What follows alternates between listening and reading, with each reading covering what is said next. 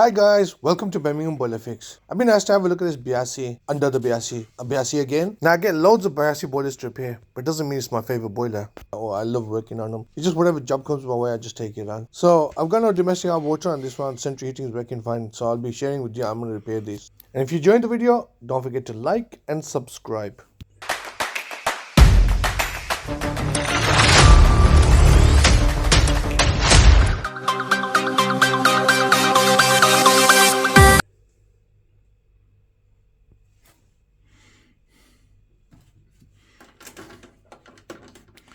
Okay, can you try the top for me now? Oh, okay.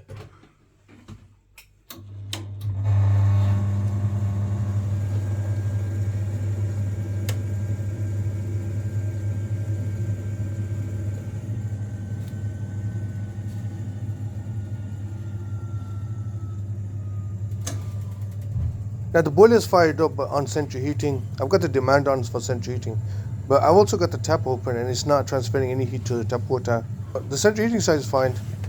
It's just not heating up the domestic hot water.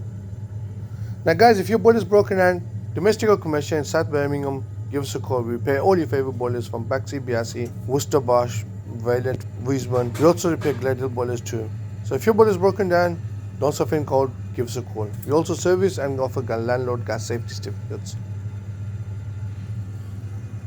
So the first thing I'm going to check is the flow switch and the flow turbine. Now I've isolated the hot domestic hot water from underneath the boiler and I've took the turbine out. And guess what? It's broken.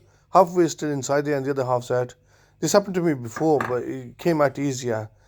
Let's see what happens this time, because I got no space above the boiler either, so I can't put any pliers in there. I'm gonna have to think of something, improvise. Now eventually I did get it out. I had to use an Allen key. It took me a while to get it out. Unfortunately I was kind of peed off, right, and I didn't get much of a chance to make a film on it. But so I used Allen keys. Open the domestic hot water from underneath and use the Allen keys and pull them out. I only opened the domestic hot water slightly just to help me, it might push it up slightly and help me get it out. Took me a while, but I got it done. Now I've got the new one. Now the old one took me quite a while to take it out. So when I put the new one in, I just couldn't, it wasn't lining in. Now it wasn't because it was the wrong part or anything, it was just me. I've done it so many times, it just wasn't happening for me today. So it only took me about 5-10 minutes. But eventually I was trying to think that maybe just something still stuck inside it, but it wasn't that, it was me, just not lining in. But I got it done anyway. Now this reminds me of why you shouldn't rush. A couple of days ago I was doing a 50mm coupler in the kitchen underneath the worktop. Now I was on my knees and I was trying to do as quick as I can. So I had the blowtorch on high. So I soldered it once, put the mains on and it started leaking. Took the coupler out, put another coupler on, done the same thing. The heat was high. And just because I was on my knees, I was trying to do it quick as I can. I put the mains on and guess what? It started leaking again. Third time I go, wait, this is taking far longer than normally should. So third time, clean the coupler properly, fluxed it, clean the pipe with the wire wool, put the heat on my burner a bit lower, lower, and waited till it got green, soldered it and bang on. It wasn't leaking after that when I turned the mains on. So the motive of the story is, don't rush yourself.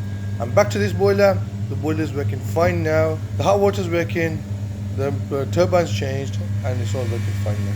I hope you enjoyed the video. Till next time, stay positive, keep smiling, hopefully that'll keep you happy. And don't forget to like and subscribe. And finally, when you're working close to a plate heat exchanger, wear gloves, otherwise you're just going to cut your finger. Birmingham Boiler Fix.